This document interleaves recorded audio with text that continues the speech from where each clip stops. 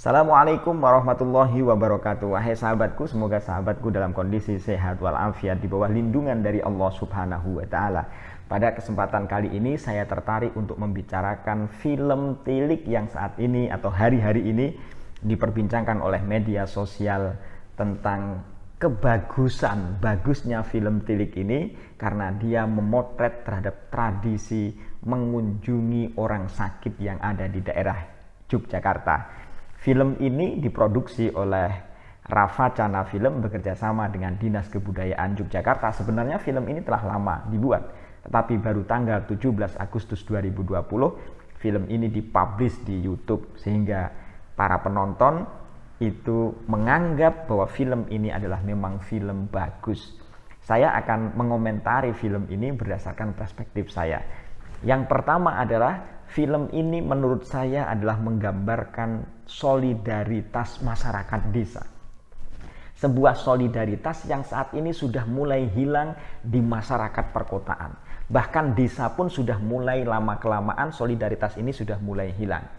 Solidaritas itu misalnya adalah tradisi mereka bersama-sama masyarakat berkunjung atau mengunjungi saudaranya, masyarakat yang lain, temannya yang sedang kesusahan yang ada di rumah sakit.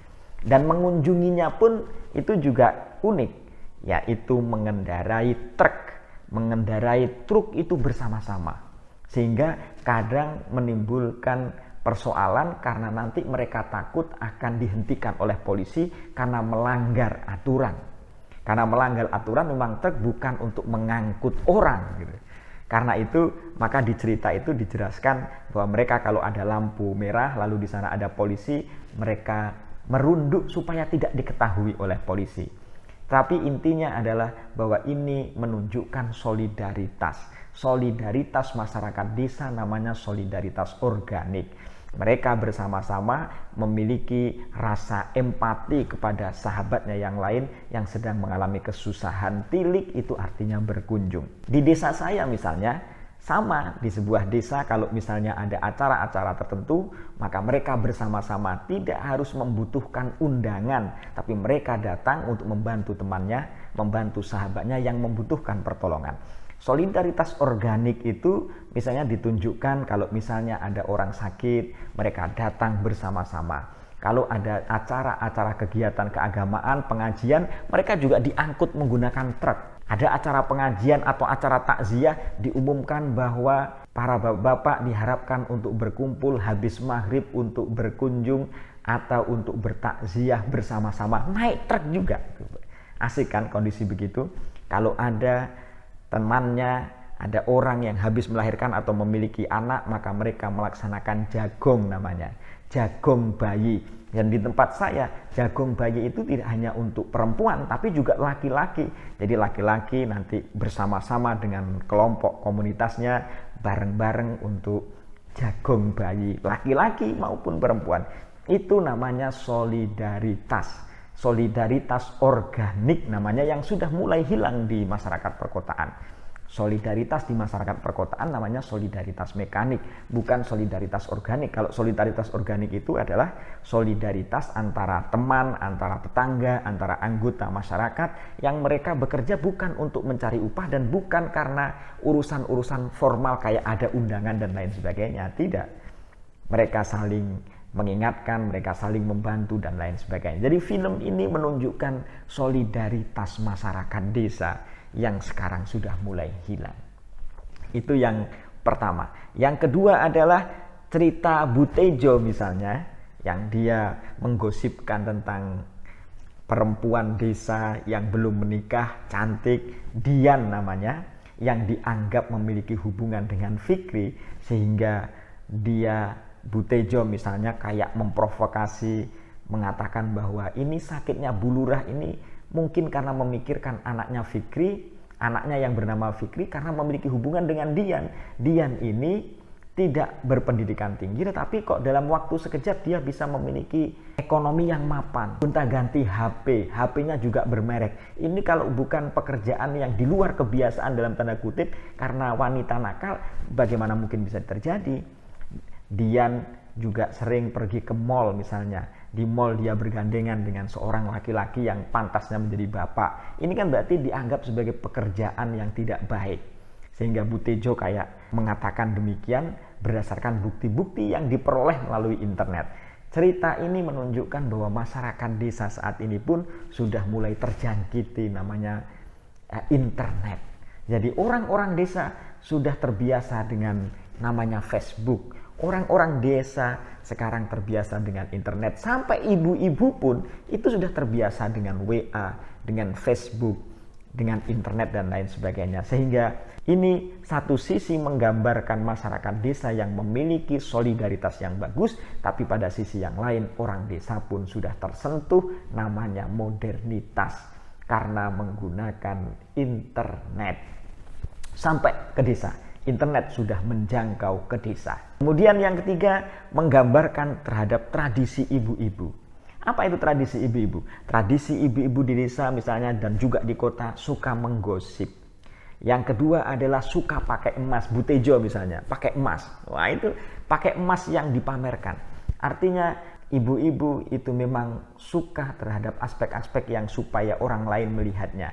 Ada emas, suka menggosip, kemudian ngurusi orang lain yang punya masalah, yang belum tentu kalau misalnya di cross check bahwa apa yang disampaikan itu benar atau tidak.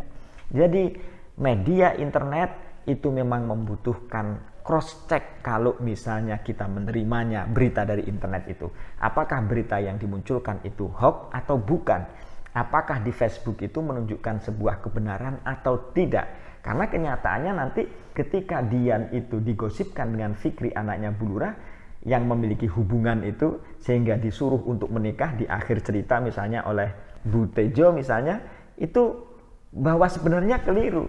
Karena endingnya sebenarnya adalah karena Dian itu memiliki hubungan dengan Pak Lurah yang sudah bercerai dengan Bu Lurah, dan Mbak Dian ini sedang membujuklah bahasanya kepada Mas Fikri supaya Mas Fikri itu merelakan bapaknya menikah lagi, yang menikahnya itu dengan Dian. Jadi bukan karena Dian memiliki hubungan dengan Fikri anaknya Bu Lurah, bukan, tetapi karena Dian memiliki hubungan dengan bapaknya Fikri ini. Begitu ending ceritanya kan begitu. Yang kita susah untuk menerkannya sebenarnya endingnya apa sih sebenarnya? Apakah yang dibicarakan oleh Bu Tejo itu benar atau tidak, bahwa Fikri memiliki hubungan dengan Dian atau tidak? Ternyata Dian memiliki hubungan dengan bapaknya Fikri. Wahai sahabatku, itu menunjukkan tradisi ibu-ibu. Jadi yang pertama, bahwa film ini menunjukkan solidaritas organik masyarakat desa. Yang kedua adalah menunjukkan bahwa masyarakat desa itu sudah mulai tersentuh internet. Mereka membaca Facebook, mereka menggunakan WA untuk berkomunikasi dan lain sebagainya. Karena itu bahwa pesan ini menurut saya, lagi-lagi menurut saya, karena film itu adalah teks yang siapa saja boleh memaknainya, maka ibu-ibu pun kalau misalnya menggosip, maka harus hati-hati apakah gosipnya itu benar atau tidak. Menerima informasi di internet itu harus di cross check apakah itu hoax atau tidak. Apakah itu berita bohong atau tidak, itu juga harus diverifikasi. Diteliti benar itu sungguh-sungguh terjadi atau sebenarnya adalah manipulasi atau pembohongan yang dibuat oleh orang yang membuat, yang memberitakan itu. Kemudian pesan yang terakhir menurut saya adalah bahwa ini mengajarkan supaya kita itu jangan berprasangka. Karena prasangka yang tidak baik itu justru akan menjauhkan persaudaraan. Jadi prasangka yang tidak baik akan menjadikan diri kita itu menjadi orang yang sebenarnya nanti bisa memecah belah terhadap masyarakatnya. Wahai sahabatku, bahwa film Tilik menggambarkan kepribadian kita saat ini, dan karena itu harusnya dijadikan sebagai refleksi. Ayo kita memiliki solidaritas. Mumpung ini adalah peringatan Hari Kemerdekaan yang ke-75, ayo kita perkuat solidaritas kita untuk memperkuat kebangsaan kita. Kalau ada saudara kita yang memiliki kesusahan, maka kita bantu dia. Kalau ada tetangga kita yang membutuhkan bantuan, kita bantu dia. Solidaritas organik kita perkuat. Pada saat yang sama, marilah kita pintar menggunakan media internet supaya media internet tidak memecah belah terhadap persatuan yang kita punya, serta kalau ada gosip-gosip yang muncul kepada orang lain, jangan diambil gosip itu secara mentah-mentah, tapi di cross checkkan dulu apakah itu benar atau tidak. Selamat untuk film Tilik, film yang menunjukkan keindonesiaan ini. Demikian, semoga bermanfaat. Assalamualaikum warahmatullahi wabarakatuh.